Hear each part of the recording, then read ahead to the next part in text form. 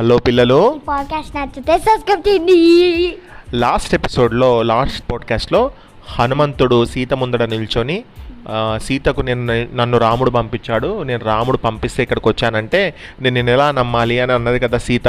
మరి హనుమంతుడు ఏం చెప్పాడు అనేది ఈ పాడ్కాస్ట్లో విందాం. సీత చాలా బాధపడడం చూసి హనుమంతుడికి కూడా బాధ కలిగింది.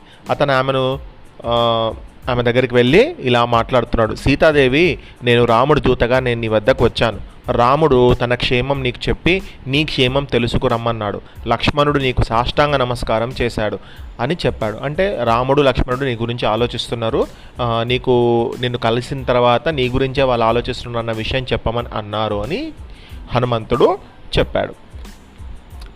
ఈ మాటలు వినగానే సీతకు చాలా హ్యాపీ కలిగింది.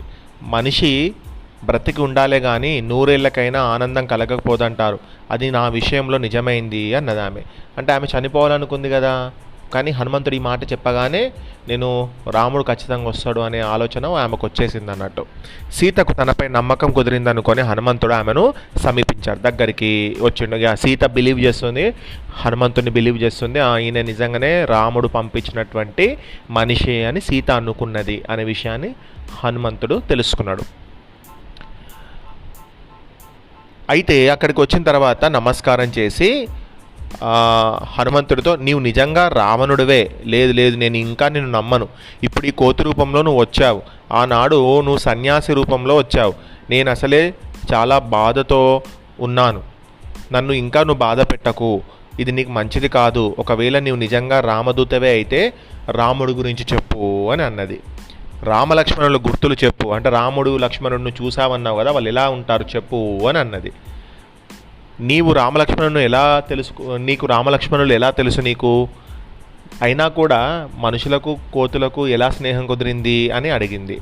అప్పుడు హనుమంతుడు రాముడి గుణగణాలు వివరించాడు. రాముని గురించి మొత్తం విషయాలు చెప్పాడు.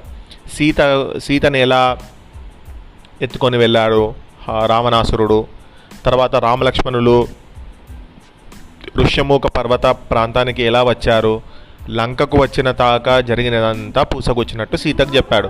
తాను హనుమంతుణ్ణి సుగ్రీవుడి మంత్రినని తెలిపి రాముడిచ్చిన ఉంగరాన్ని సీత చేతిలో పెట్టాడు.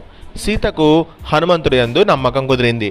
ఆమె ముఖము చాలా హ్యాపీగా ఉంది.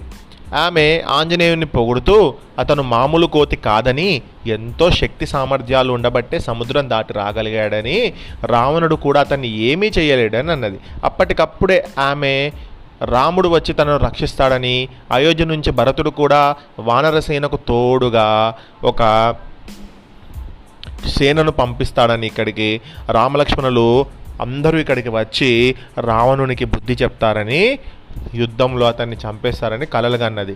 రాముడు తనను తీసుకుపోతాడో పోడో అన్న అనుమానం కూడా ఆమె కలిగింది. తీసుకుపోకపోతే మాత్రం తాను ఇక్కడే చనిపోతాను అని నిశ్చయించుకుంది. రాముడు అస్తమానము సీతనే స్మరిస్తుంటాడని, ఆమె వెళ్ళిపోయిన తర్వాత అతను అన్నం తినడం కూడా మానేశాడని, సీత ఇక్కడ ఉన్నదని తెలియగానే వచ్చి ఖచ్చితంగా ఇక్కడికి వచ్చేస్తాడని హనుమంతుడు చెప్పాడు. తనకు రావణుడిచ్చిన ఏడాది గడువులో 10 నెలలు నిండవచ్చాయని, అంటే ఒక 1 ఇయర్ టైం ఇచ్చిండు రావణాసురుడు. సీత, నువ్వు 1 ఇయర్ నీకు టైం ఇస్తున్నా, ఈ 1 ఇయర్లో కనుక నువ్వు నా దగ్గరికి రాలేదనుకో ఇక నేను చంపేస్తాను, అర్థమైందా అని బెదిరించాడు.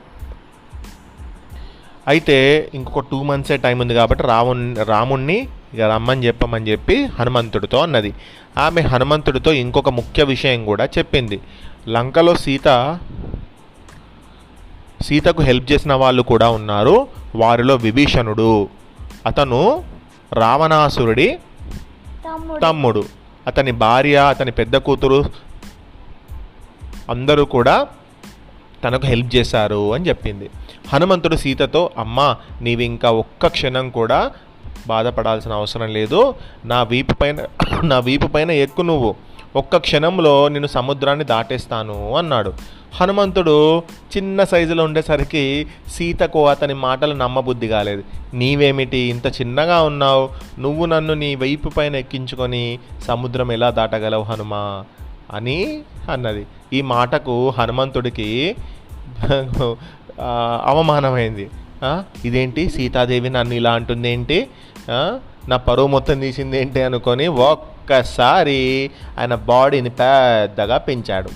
అతను సీతకు కొంచెం ఎడంగా వెళ్ళి తన శరీరాన్ని భయంకరంగా పెంచాడు.